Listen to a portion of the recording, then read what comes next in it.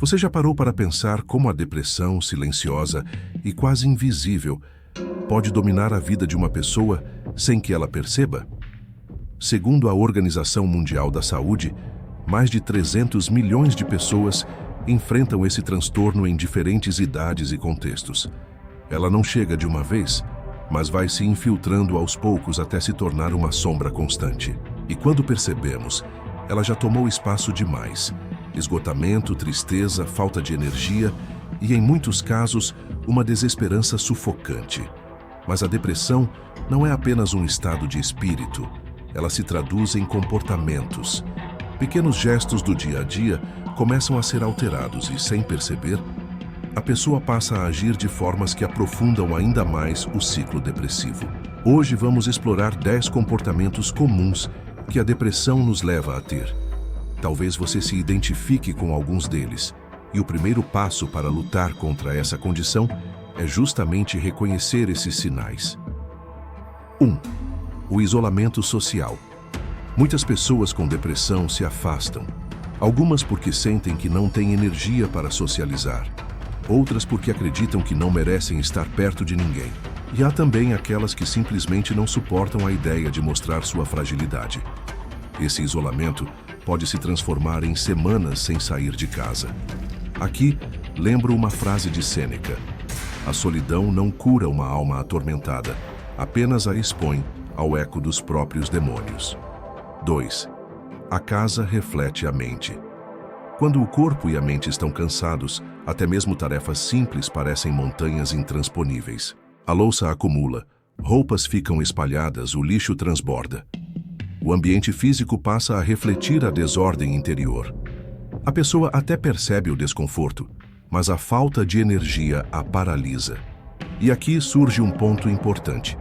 Não se trata de preguiça, mas de uma batalha interna invisível. 3. Negligenciar a si mesmo. Não é só a casa que sofre. A própria higiene pessoal se torna um desafio. Banhos deixam de ser tomados, dentes não são escovados, roupas não são trocadas. Para quem observa de fora, isso pode parecer descaso, mas para quem vive dentro da depressão, até levantar para lavar o rosto pode ser doloroso. Epicteto dizia: não é o que nos acontece, mas como reagimos que nos define. O problema é que na depressão, reagir exige uma força quase sobre-humana. 4. O sono desregulado. Alguns passam noites em claro, prisioneiros de pensamentos negativos. Outros dormem excessivamente, tentando fugir da realidade. Em ambos os casos, o corpo nunca encontra descanso. O sono, que deveria ser reparador, se torna um campo de batalha. 5. A mente que engana. A depressão distorce a percepção. Tudo parece pior do que realmente é. A pessoa começa a procurar evidências para confirmar seu pessimismo. Se algo dá errado, ela usa como prova de que sua vida não tem valor. É como viver em um tribunal mental, onde só se acumulam acusações contra si mesmo. Até aqui, você pode ter notado um padrão. A depressão rouba pequenas vitórias do cotidiano e transforma simples gestos em desafios. Mas é justamente nesse ponto que precisamos lembrar de algo que Marco Aurélio, o imperador filósofo, escreveu em suas meditações. Você tem poder sobre a sua mente, não sobre os acontecimentos externos. Compreenda isso e encontrará força. Essas palavras não anulam o sofrimento, mas lembram que mesmo em meio à dor, ainda existe um núcleo de força em nós que pode ser despertado. 6. Alterações no apetite. A depressão também mexe com algo fundamental: nossa relação com a comida. Algumas pessoas passam a comer em excesso, tentando preencher o vazio com sabores que oferecem apenas um alívio momentâneo. Outras, pelo contrário, perdem completamente o apetite, sentindo repulsa até pelo simples cheiro da comida. Esse desequilíbrio reflete a luta interna. O corpo busca compensar a dor emocional, mas acaba gerando mais sofrimento. O excesso traz culpa, a falta gera fraqueza. É um círculo difícil de quebrar. E aqui cabe uma lembrança de Sêneca: nenhum sofrimento é tão pesado que não possa ser aliviado pela disciplina da mente. Ou seja, mesmo que o corpo ceda, É preciso ensinar a mente a não se prender em extremos, a buscar um ponto de equilíbrio. 7. Perda de interesse nas coisas que antes davam prazer. Outro golpe silencioso da depressão é o roubo daquilo que nos move. Passatempos, hobbies, pequenas paixões. Tudo vai perdendo a cor. O que antes fazia os olhos brilharem se transforma em algo indiferente. Ler um livro, ouvir música, caminhar ao ar livre, nada mais parece satisfazer. Essa sensação de morte por dentro é devastadora, porque não é apenas a falta de energia, é a perda da própria essência. Muitos descrevem esse estado como estar preso dentro de si mesmo, sem saída. Epicteto diria: não são as coisas que nos perturbam, mas os julgamentos que fazemos sobre elas. A depressão faz exatamente isso. Distorce o julgamento, fazendo com que até aquilo que poderia gerar alegria se torne sem sentido. 8. Acúmulo de problemas. Quando a mente está fragilizada, lidar com responsabilidades se torna quase impossível. As contas começam a se acumular, tarefas ficam paradas, trabalhos se atrasam. O que poderia ser resolvido em minutos passa a ser adiado por dias, semanas, até se transformar em um fardo gigantesco. Esse acúmulo gera mais ansiedade e mais dor, e a pessoa se sente sufocada. É como se cada pendência fosse um peso preso aos pés, puxando para o fundo.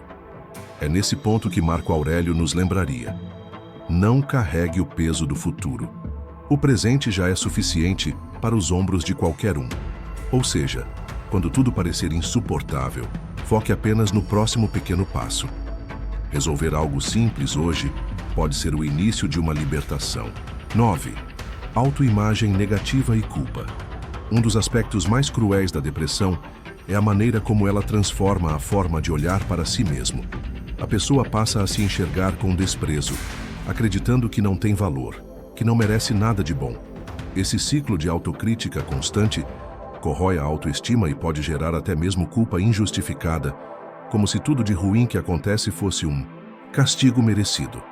Sêneca escreveu: não somos tão ruins quanto imaginamos, mas também não somos tão bons quanto gostaríamos de ser. Essa frase traz equilíbrio.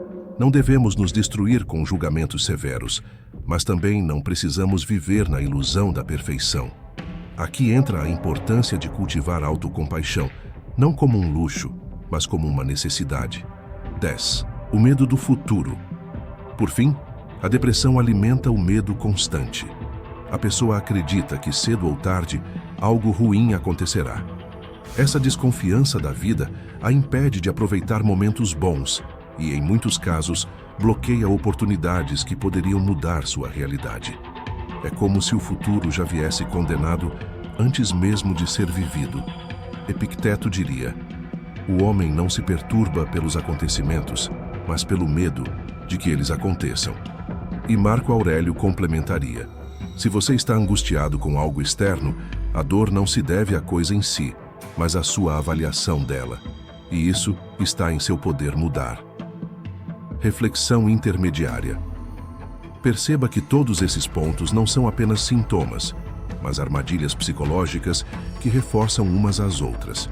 A depressão cria um labirinto de comportamentos que se retroalimentam.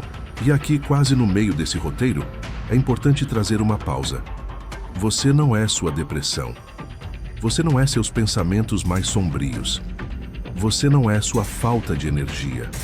Esses são estados temporários, nuvens que encobrem o céu da sua mente, mas que não eliminam o sol que ainda existe atrás delas.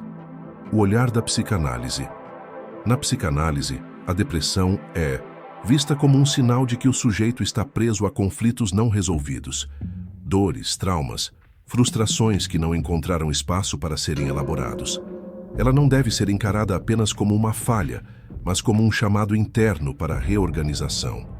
É a mente gritando por atenção.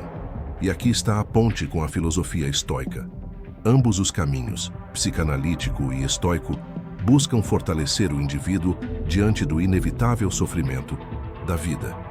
Caminhos de saída. Não existe fórmula mágica, mas há princípios que ajudam a reduzir o poder da depressão. Aceitar o que se sente em vez de negar. Falar sobre a dor com alguém de confiança. Cuidar do corpo, mesmo que em pequenos gestos. Celebrar pequenas vitórias, como levantar da cama, arrumar um copo de água, tomar banho. Praticar disciplina mental, como sugerem os estoicos.